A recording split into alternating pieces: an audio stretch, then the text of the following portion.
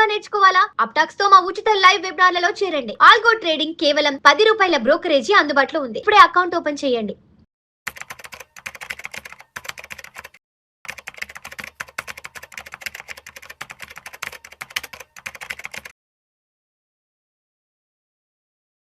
నమస్తే అండి, welcome to Suman TV. నేను విజయకర్దార్. ఒక ల్యాండ్ అమ్మితే ₹1,00,00,000 వచ్చిందండి, ఎక్కడ ఇన్వెస్ట్మెంట్ చేయాలి అనేది క్వశ్చన్. ఇప్పుడు చూడండి, నాకు రీసెంట్గా ఒక క్లయింట్ వచ్చారు మా ఆఫీస్కి. ఆయన దగ్గర 46 ఇయర్స్ ఉన్నాయి. వాళ్ళు ఒక చోట వాళ్ళ హోమ్ టౌన్లో ఒక ల్యాండ్ అమ్మారు. 1,36,00,000 అలా వచ్చింది. సో ఇప్పుడు దీన్ని వాళ్ళకు ఎల్ ఆఫ్ ఉన్నారండి. ఆయన మంచి సాఫ్ట్వేర్ కంపెనీలో పనిచేస్తున్నారు, మంచి పే అవుట్ ఉంది. ఆయనకి అమౌంట్ ఆయన కాదు, నా నెక్స్ట్ జనరేషన్స్ కోసం చెప్తున్నారు ఆయన. సో అట్లాంటి వాళ్ళందరికీ కూడా మనకి ఒక మ్యూచువల్ ఫండ్స్లో పెడితే ఏమొస్తుంది, ఆ 1 crore. అలాగే ఎస్ఐఎఫ్ మనందరూ తెలుసు, స్పెషల్ ఇన్వెస్ట్మెంట్ ఫండ్ కొత్తగా వచ్చింది మార్కెట్లోకి. అలాగే పిఎంఎస్ ఉంది, అలాగే మనకి ఏఎఫ్ ఆల్టర్నేట్ ఇన్వెస్ట్మెంట్ ఫండ్ అయితే ఉందండి. సో ఇప్పుడు మనం దగ్గర 1 crore ఉంటే ఎక్కడ ఇన్వెస్ట్మెంట్ చేస్తే ఎంతెంత రిటర్న్ వస్తుంది, ఎంతెంత ఎక్స్పెన్స్ రేషియో ఉంటుందని చూద్దామండి. ఇక్కడ మనం యావరేజ్ అప్రాక్సిమేట్ రిటర్న్స్ తీసుకుంటున్నాం, వాల్యూస్ తీసుకుంటున్నాం. సపోజ్ 1 crore కనుక మనం 20 years కనుక హోల్డ్ చేస్తే, ఇక్కడ కనుక మ్యూచువల్ ఫండ్స్లో పెడితే మనకి ఎక్స్పెన్స్ రేషియో వచ్చి 1.5% ఉంటుందండి. మనందరికీ తెలుసు, రెగ్యులర్ ప్లాన్స్లో వచ్చేసి 1.5%, అదే డైరెక్ట్ ప్లాన్స్లో అయితే 0.75% అలా ఉంటుంది. సో ఇక్కడ మనకి ఎస్ఐఎఫ్లో వచ్చి మనకి ఇప్పుడు 2% ఉందండి. ఎందుకంటే వాల్యూమ్స్ తక్కువగా ఉన్నాయి, ఎస్ఐఎఫ్స్ ఇప్పుడే కొత్తగా వస్తున్నాయి కాబట్టి సెబీ 2% అనేది ఫిక్స్ చేసిందండి. రాబోయే రోజుల్లో అందులో కనుక వాల్యూమ్స్ పెరుగుతున్న కొద్దీ కూడా మనకి 1.9, 1.6, 1.5కి అలా దిగి వచ్చే అవకాశం అయితే ఉంది. ఇక్కడ చూస్తే అలాగే పిఎంఎస్లో కూడా చూడండి, 2.5% అనేది ఎక్స్పెన్స్ రేషియో అనేది మనకు తెలుస్తుందే ఉంటుంది, ఫిక్స్డ్ రేటు.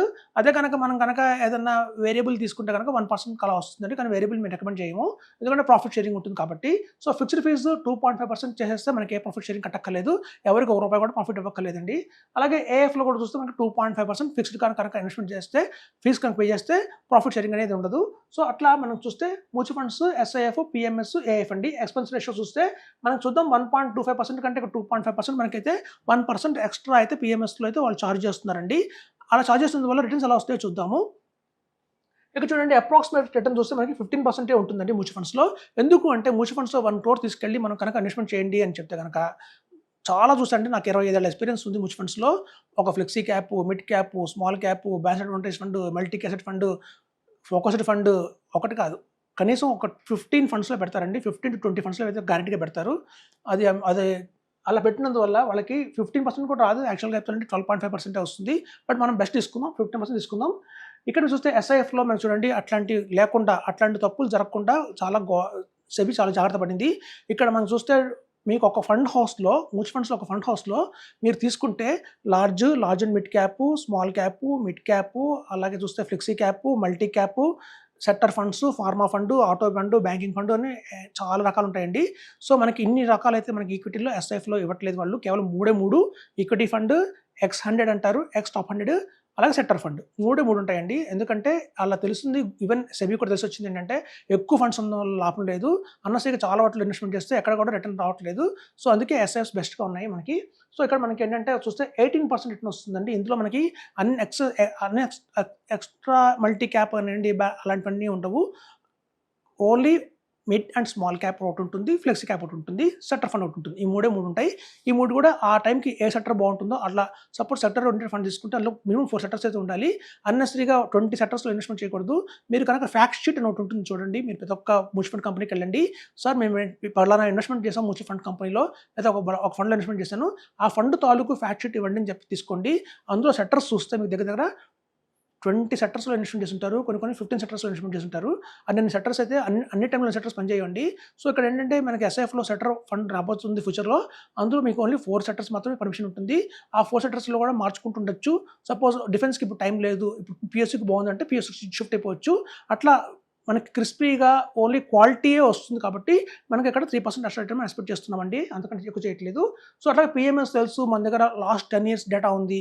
మా దగ్గర చాలా మంది ఇన్వెస్టర్స్ మా ఆఫీస్కి వస్తుంటారు, సార్ పిఎంఎస్ అంటే కేవలం మ్యూచువల్ ఫండ్స్ కంటే రూపాయి ఎక్కువ అంటారు కదా అని చెప్తారు.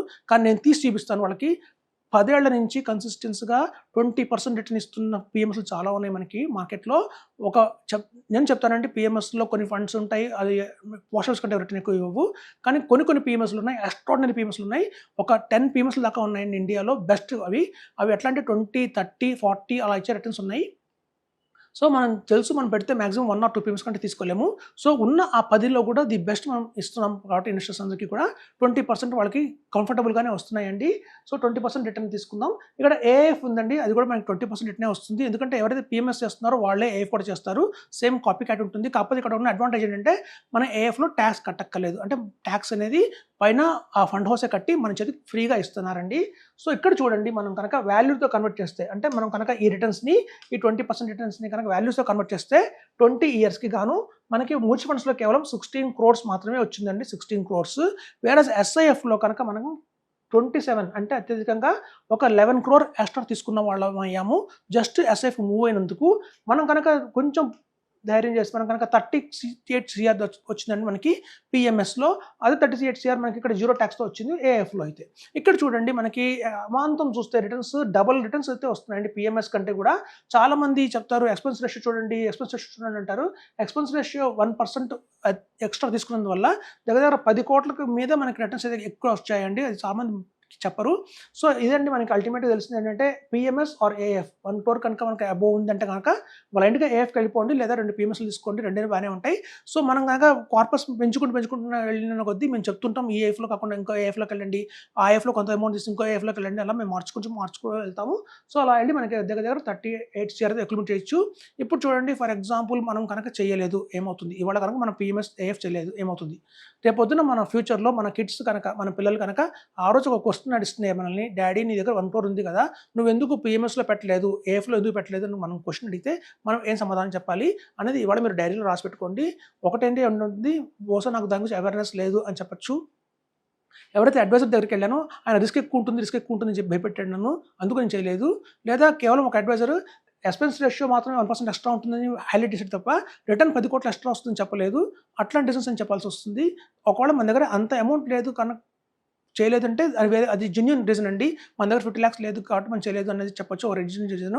కానీ 1 crore ఉండి కూడా చేయకపోతే మాత్రం మనం ఫ్యూచర్లో మనం ఆన్సర్ ఇవ్వాల్సి వస్తుంది మన పిల్లలకని చెప్తున్నాను. సో అదండి మనం తెలుసుకోండి. 1 crore కనుక 20 years కనుక లాకింగ్ చేస్తే AF R PMS is the best అని చెప్తున్నాను. Thank you.